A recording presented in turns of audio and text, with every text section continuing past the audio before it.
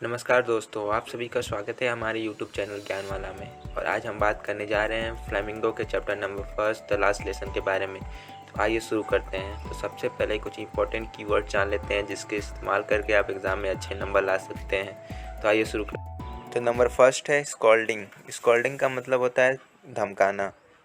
Number 2 है drilling. Drilling का मतलब होता है अभ्यास करना। नंबर थर्ड है अ bulletin board.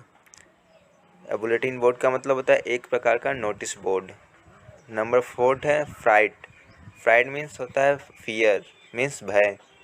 Number fifth six है स्लाइडिंग। स्लाइडिंग का मतलब होता है सरकना। नंबर 7 है रिसाइट। रिसाइट का मतलब होता है दोहराना, किसी चीज़ को दोहराना। नंबर 8 है रिप्रोच। रिप्रोच का मतलब होता है गाली देना। नंबर 8 है इंस्लेप्ट। इंस्लेप्ट का मतलब है किसी को गुलाम बनाना। नंबर 9 है गेस्चर। गेस्चर का मतलब होता है इंडिकेट करना, मीन्स संकेत करना। द लास्ट लेसन, इसको लिखा है अल्फोंस डाउट ने। ये उस समय की कहानी है जब फ्रेंच और प्रशिया में युद्ध हो रहे थे और जर्मनी ने फ्रेंच के 2 डिस्ट्रिक्ट एल्सेक और लॉरेंस पे कब्जा कर लिया था। और बर्लिन जो फ्रेंच जर्मनी का कैपिटल है, उससे ये ऑर्डर आया था कि एल्सेक और लॉरेंस डिस्ट्रिक्ट के सभी स्कूलों में आज से फ्रेंच के बजाय जर्मनी पढ़ाया जाएगा। तो ये कहानी एक बच्चे से शुरू होता है जिसका नाम फ्रेंच है।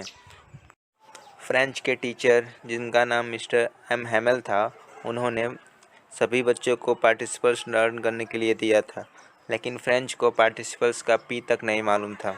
इसलिए उसने सोचा कि आज स्कूल बंक किया जाए और स्कूल बंक करके एक जंगल की तरफ जाता है। और जंगल की तरफ जाते उसे यह महसूस होता है कि आज गर्मी बहुत है और इतनी गर्मी में वो जंगल की तरफ नहीं जा सकता।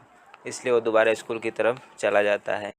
फ्रेंच को स्कूल जाने के रास्ते में एक बुलेटिन बोर्ड दिखता है और उस बुलेटिन बोर्ड के पास बहुत ज़्यादा लोगों की भीड़ रहती है। और जो बुलेटिन बोर्ड है वो टाउन हॉल में रहता है और उस बुलेटिन बोर्ड पे सालों से ही बुरी खबरें छपती रहती हैं।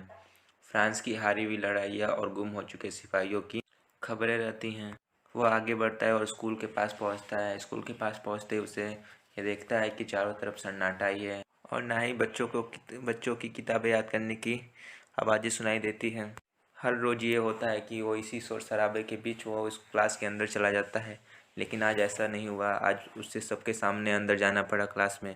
और क्लास में जाते ही वो देखता है कि जो गांव के बुजुर्ग थे वो क्लास के सबसे पीछे वाले बेंच पे बैठे हुए थे। और जो मिस्टर एम हैमेल थे, जो उसके टीचर थे, वो आज एक अलग ड्रेस में पहने हुए थे जैसे किसी सेरेमनी में पहना जाता है।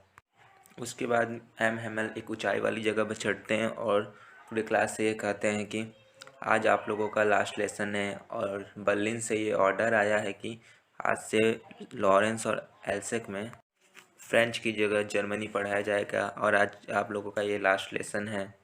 उसके बाद एम हैमल सभी बच्चों से पार्टिसिपल्स पूछते हैं। अब फैज का नंबर आता है और फैज से भी पार्टिसिपल पूछा जाता है, लेकिन वो उसका जवाब नहीं दे पाता। अब वो सोचता है कि अब उसे पनिशमेंट मिलेगा, पर ऐसा नहीं होता। एम हैमल बिना पनिशमेंट दिए वहाँ से चले जाते हैं और जाके ये सोचते हैं कि यहाँ के लोगों को फ्रेंच की कदर नहीं है, लेकिन फ्रेंच दुनिया की सबसे सिंपल और इजी लैंग्वेज है। फैज को ना ही एम हैमल पसंद थे और ना ही फ्रेंच लैंग्वेज, लेकिन ये सब सुनने के बाद उनको एम हैमल भी पसंद आने लगे थे और फ्रेंच लैंग्वेज भी पसंद आने लगा था। अब वो सोच रहा था कि ऐसा क्यों हो रहा है। उसी वक्त बाहर चर्च के दीवार पर लगे घड़ी पे 12 बजते हैं और बाहर जर्मन सिपाहियों के ट्रम्पेट की आवाज़ें सुनाई देती हैं और एम हैमल घबरा जाते हैं। अब वो अब वो ब्लैक बोर्ड के पास जाते हैं और बोर्ड पे लिखते हैं live love France, means France अमर रहे। अब वो डस्टर से अपना क्लास डिसमिस कर देते हैं और यहीं पे ये कहानी समाप्त हो जाती है। तो तो आइए अब कुछ इंपॉर्टेंट क्वेश्चन जान लेते हैं जिनकी एग्ज़ाम में आने की प्रोबेबिलिटी बहुत ज़्यादा है।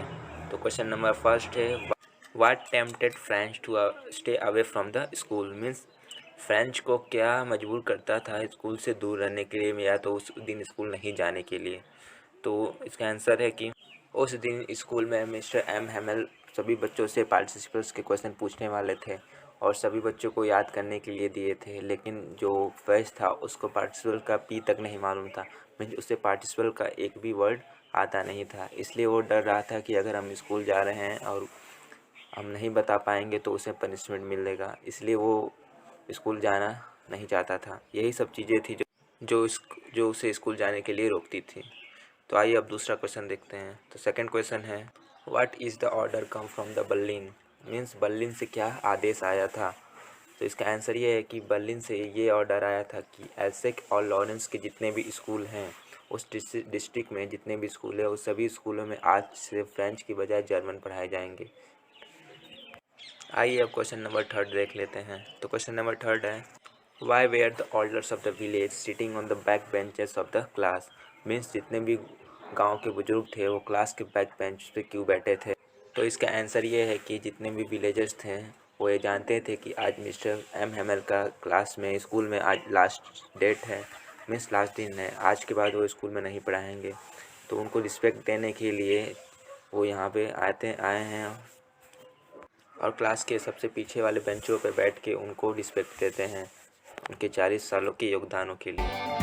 तो आज की इस वीडियो में बस इतना ही। अगर आपको हमारा वीडियो अच्छा लगा है तो आप हमारे चैनल को सब्सक्राइब करें, वीडियो को लाइक करें और शेयर करें।